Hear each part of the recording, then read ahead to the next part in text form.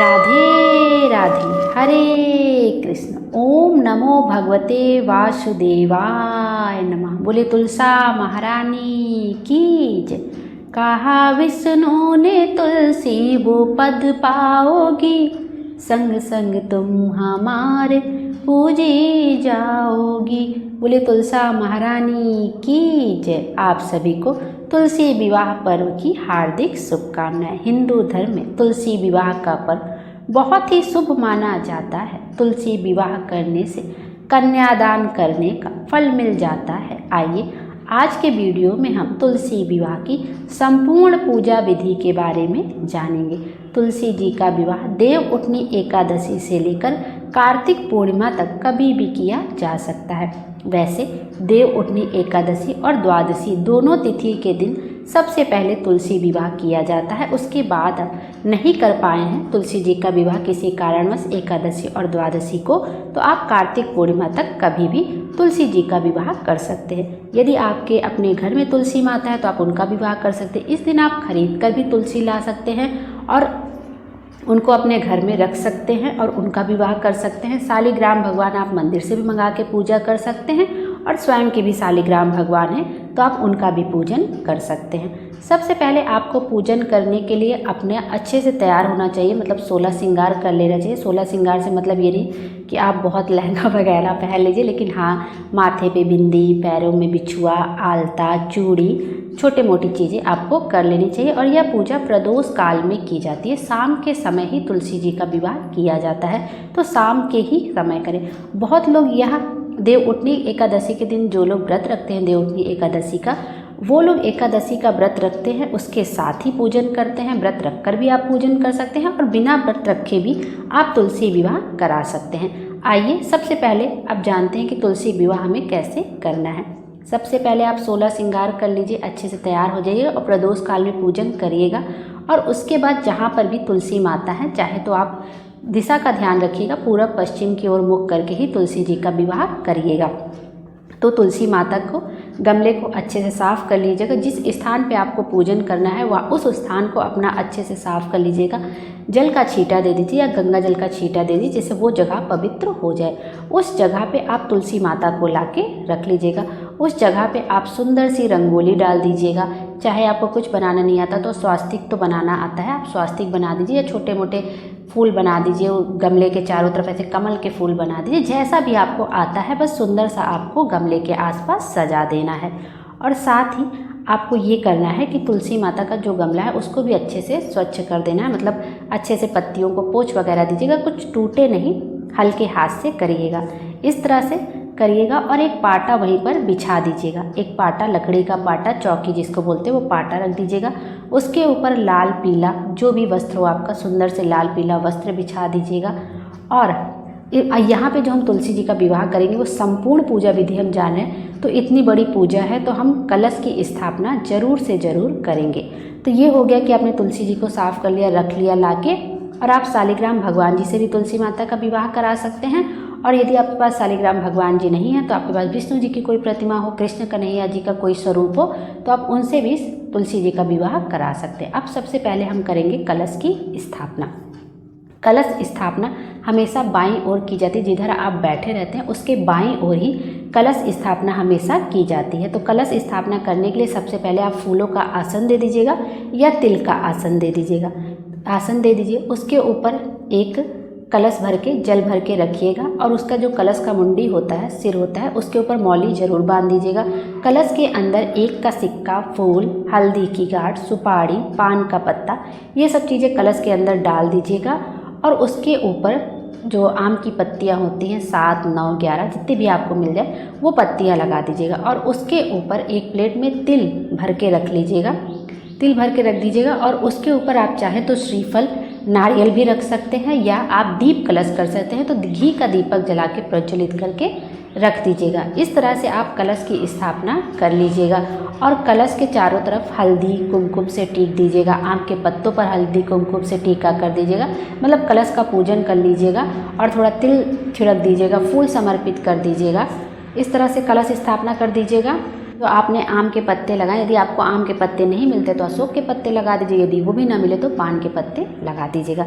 इस तरह से कलश स्थापना करने के बाद कलश महाराज जी का पूजन करने के बाद दीपक प्रज्वलित कर दीजिएगा और दीपक में घी इतना भरिएगा कि जब तक आपका विवाह चल रहा है तब तक आपका दीपक जलता रहे। अब इतनी बड़ी पूजा है तो गणेश जी की सबसे पहले हम विघ्नहर्ता गणेश जी का पूजन करेंगे। तो आपके पास कोई छोटी सी प्रतिमा हो, कोई स्वरूप हो गणेश जी का, तो वो आप फूलों का आसन देकर गणेश जी को विराजित कर दीजिए। यदि गणेश जी की प्रतिमा नहीं है घर में तो एक पान के पत्ते पर एक छोटी सी सुपारी लेकर उस पर मौली बांध दीजिए, कपड़े की तरह लपेट दीजिए सुपारी के चारों तरफ और वो गणेश जी का ध्यान करते हुए उस सुपारी को समर्पित कर दीजिए। अब सबसे पहले हम गणेश जी को जल का छींटा देंगे, 2 बार जल का छींटा दे दीजिए। जल का छींटा दे दीजिए, गणेश भगवान को रोली लगा दीजिए, हल्दी लगा दीजिए, चंदन लगा दीजिए, सिंदूर लगा दीजिए क्योंकि गणेश भगवान को सिंदूर भी समर्पित होता है। दूर्वा समर्पित कर दीजिए, जनेऊ समर्पित कर दीजिए, पुष्प समर्पित कर दीजिए। इस तरह से गणेश जी का पूजन कर लीजिए, धूप बत्ती दिखा दीजिए और वहीं पर धूप बत्ती जलाकर रख दीजिए। गणेश जी का पूजन हो गया।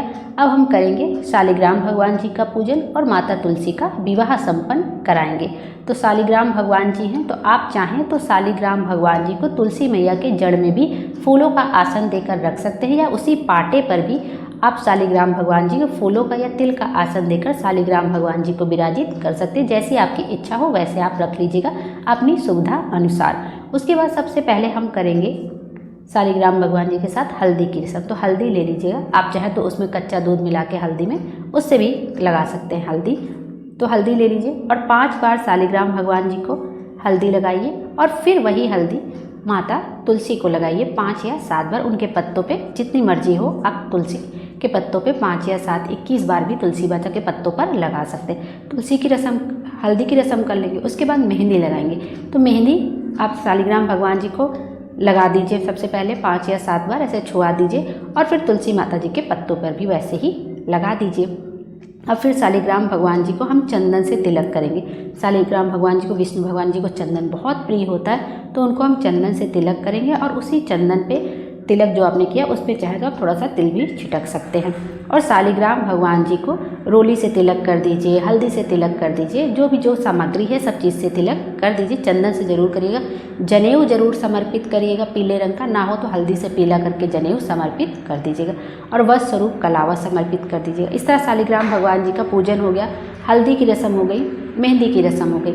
अब तुलसी माता जी का हम चढ़ाएंगे चुनरी। उनको एक नई चुनरी इस दिन जरूर समर्पित करिएगा आप लोग। तुलसी मैया जी को नई चुनरी समर्पित कर दीजिए। अब तुलसी माता जी को एक जयमाला की रस्म करेंगे। सबसे पहले तो तुलसी माता जी से एक माला स्पर्श करा के शालिग्राम भगवान जी के ऊपर चढ़ा दीजिए और शालिग्राम भगवान जी स्पर्श करा के तुलसी माता को पहना दीजिए। इसके बाद हम तुलसी माता जी का श्रृंगार करेंगे, मतलब उनको 16 श्रृंगार की सामग्री समर्पित करेंगे। तो 16 श्रृंगार में जो आता है, बिंदी है, चूड़ी है, बिछिया है, आलता है, मेहंदी है, तो सारी चीज़ें माता रानी को सामग्री समर्पित कर दीजिए। आप चाहे तो इतनी नई साड़ी भी समर्पित कर सकते हैं, चुनरी भी समर्पित कर सकते हैं, बाद में वो सब आप किसी को दान कर सकते हैं। तो 16 श्रृंगार की सामग्री समर्पित कर दीजिए। एक बिंदी निकाल के माता रानी के तुलसी के पत्ते पे लगा दीजिए और चूड़ियाँ माता रानी को पहना दीजिए 1-2, जिसे लचे नहीं, बस इस बात का ध्यान रखें। तुलसी जी का श्रृंगार कर दीजिए। बिछिया चढ़ा दीजिए। इत्र हो तो इत्र लगा दीजिए तुलसी माता को, जिससे वो खूब महकने लगे, गमकने लगे। इस तरह से तुलसी जी का श्रृंगार कर लीजिए। उसके बाद हम करेंगे गठबंधन। सबसे पहले गठबंधन ही किया जाता है किसी भी विवाह में, उसके बाद ही फेरे कराए जाते हैं। तो गठबंधन करने के लिए आप क्या कर सकते हैं कि एक जो पीला गमछा आता है, जिसको पाटा भी बोलते हैं ऐसे, तो गमछा ले लीजिए और उस पीले गमछे में शालिग्राम जी को ओढ़ाकर उसके एक किनारे पर सुपारी, सिक्का, हल्दी और कुछ दक्षिणा बांध दीजिए और उसको तुलसी जी की चुनरी से बांध देंगे। इस तरह से हम गठबंधन करा लेंगे। और आप इस तरह गठबंधन नहीं करा पा रहे हैं तो कलावा से भी हम गठबंधन कर सकते हैं। तो शालिग्राम भगवान जी से लेकर तुलसी माता तक 5 या 7 बार आपको ऐसे कलावा फेर देना है, मतलब धागा ऐसे राउंड राउंड कर देना है 5 या 7 बार और कलावा को तोड़ना नहीं है, वहीं पर रख देना। इस तरह से भी गठबंधन करा सकते हैं। अब क्या करेंगे, अब हम कराएंगे फेरे। तो फेरे कराने के लिए जो कोई पुरुष है तो वो शालिग्राम जी को उठा ले और स्त्री है तो तुलसी मैया को उठा ले और 7 बार फेरा करा दे। और तुलसी मैया यदि बहुत भारी हैं तो तुलसी जी को नहीं उठा सकते, तो कोई पुरुष शालिग्राम जी के भगवान को उठा ले और तुलसी मैया के 7 बार फेरा करा दे। और वह भी संभव ना हो तो एक नारियल ले लीजिए आप और उससे 7 बार घुमा दीजिए तुलसी माता और शालिग्राम भगवान के चारों तरफ, वह भी फेरा ही माना जाएगा।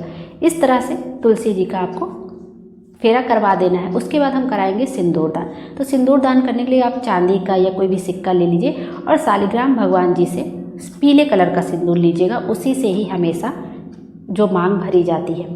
तो तुलसी मैया को शालिग्राम भगवान जी से 5 या 7 बार शालिग्राम भगवान जी से छुआ के तुलसी माता की जड़ में 5 या 7 बार ऊपर की ओर सिंदूर दान हम इस तरह करेंगे। सिंदूर दान होने के बाद हम कन्यादान की रस्म करेंगे। तो कन्यादान की रस्म करने के लिए आप कुछ पैसा ले लें, जैसे 11, 21, 51, 1 का सिक्का ले लें, फल फूल जल हाथ में ले और संकल्प करें कि हम विवाह करा रही हूँ या करा रही हूँ, हे शालिग्राम भगवान जी आप तुलसी माता को स्वीकार करें।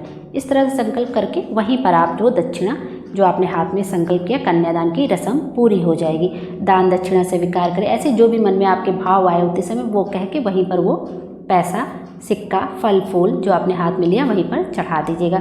इसके बाद वस्त्र दान भी किया जाता है। तो आप पैंट शर्ट का कपड़ा, धोती कुर्ता कुछ भी दान कर सकते हैं। 5 बर्तन दान कर सकते हैं। भोग तुलसी माता को जरूर समर्पित करिएगा। जो भी मौसमी फल है, सिंघाड़ा है, आंवला है, तो ये भोग जरूर समर्पित करिएगा। फल जरूर समर्पित करिएगा और साथ ही साथ मिठाई जरूर समर्पित करिएगा। तो भोग लगा दीजिएगा इस तरह।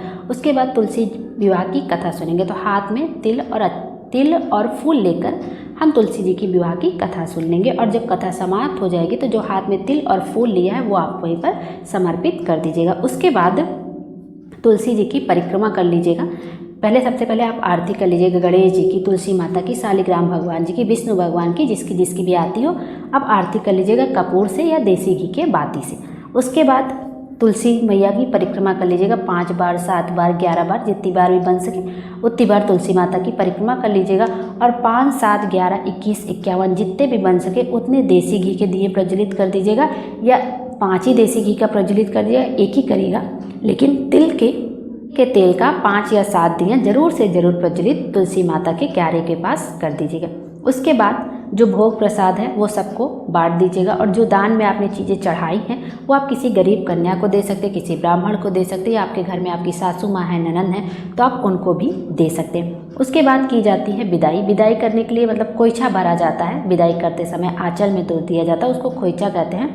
तो चूड़ा, हल्दी, दूर्वा और कुछ पैसा, ऐसा 5 बार देते हैं थोड़ा थोड़ा करके। लाल कपड़े में भरकर रख देते हैं या पीला कपड़े में भर के रख देते हैं। जब विदाई होने लगती है तो खोइचा दिया जाता है।